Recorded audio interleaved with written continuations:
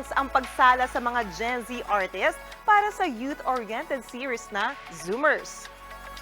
5 years from now, magkaka-six-pack na ako. Tapos sigurado ako, ikaw pa manliligaw sa... Wow! Kailangan mo mag-workshop. Kailangan mo kasi yung kahit nagpapatawa, may mga emotions na nakatago sa mga linya kasi. Nasampola ng ilang aspiring actors sa kanilang pag-arte gaya ng star magic artist na si Matthew Cruz. May ilan din namang approve sa panel ang pag-arte gaya ng isa pang Gen Z na si Ralph De Leon. Binubuo ang panel ng mga batikang direktor na sina Lauren Diogi, Chodor Boborol at Chad Vidanes.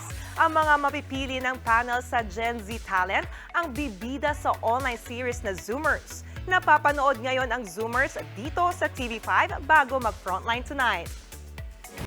Mga kapatid, Jania Lipon po, laging maging updated sa latest sa entertainment and lifestyle para maging una sa balitaan. Bisitahin at mag-subscribe na sa social media pages ng News 5.